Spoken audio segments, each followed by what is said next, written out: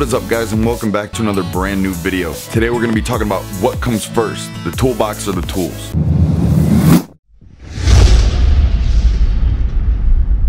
Okay, so now I know Justin Dow has already made a video on this. I've seen it. Well, I've seen that he made the video on this. I did not watch the video this way here. It doesn't skew my views and opinions, and I don't say anything based off of what he said. So after you watch this, if you haven't watched his, I encourage you to go watch his video. I'll link the video in the description. This way here you can get two views of opinions in case ours do not match, and then he might share some things that I didn't share, and then vice versa. So anyways, let's get right into it. What should you get first, the toolbox or the tool? Well, that's easy. I mean, you need somewhere to put your tools. You can't just go roll into a shop and put your tools on the floor.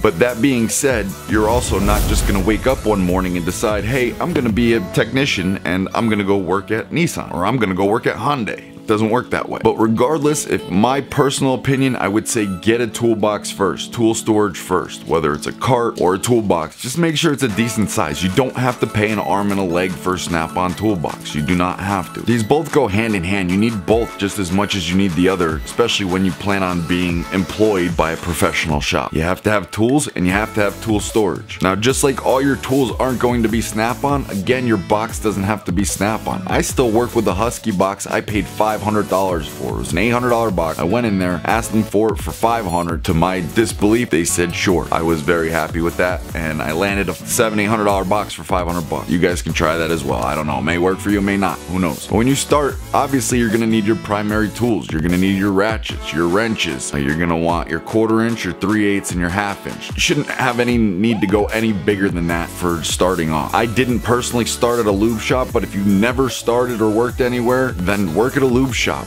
Learn the basics before you go anywhere, or school, whatever.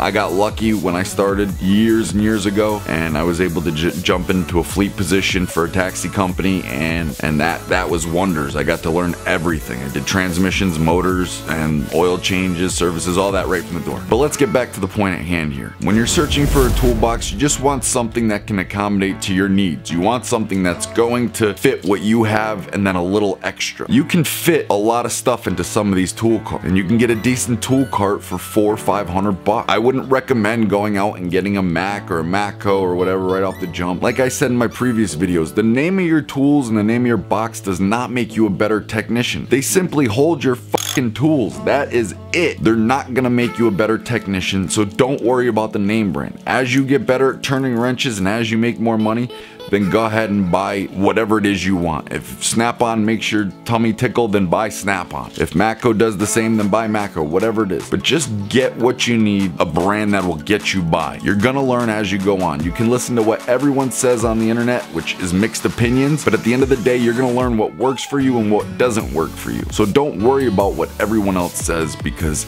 everyone else isn't you. Everyone else uses their tools differently. No two people use their tools the same way. Personally, I beat the shit out of my tool. Luckily, I don't break too much shit either somehow, but my tools get used and they're not clean, they're not pretty. I don't expect my tools to be clean and pretty because I use them. Tools aren't meant to be clean and pretty. Some people like to keep their tools in pristine condition and clean them every time. I wipe the heavy grease off them and throw them on my box because they're just gonna get fucked up tomorrow. Now, I know again this is like a controversial topic, so to speak. People are gonna say, no, get your tools first, get your toolbox first, da da da da da. But think about it. You need a place to put your tools. That's bottom line. You need a place to put your tools. If you don't have a place to put your tools, you're gonna look like an idiot. Now, if you're working from home and you have something with drawers in it or whatever, you throw them in there, that's fine if you're a DIYer. But if you plan on getting a full-time job somewhere, you have to have a toolbox. You have to have some sort of tool storage. Now, after this, I plan on watching Dow's video just to see what he happened to say and, you know, try and compare views. Maybe we said the exact same thing, maybe we didn't. At the end of the day, I personally believe a toolbox is in order first.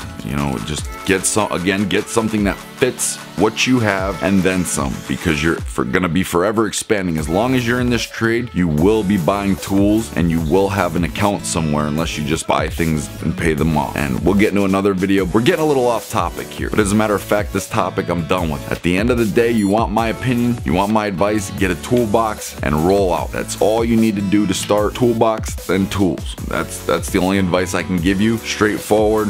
A little bit, but that's it. Anyways, that's all I got for this video, guys. As always, if you plan on shopping on Amazon, use any of the tool links in the description or the Amazon link that I provide. You can click on any one of those tool links or that link and it'll bring you to Amazon to that tool. You don't have to buy it, just use the link to get to Amazon and then shop as you normally would. Just search for what you're looking for. Just using that link will get me a commission on anything you purchase, and that really helps. Also too, if you'd like, I have a Patreon account. If you want to become a Patreon of mine, cool. If not, no big deal, no worries. But as always, I ask that you guys, if you can, leave either a thumbs up or thumbs down. That's it. And if even better, a comment.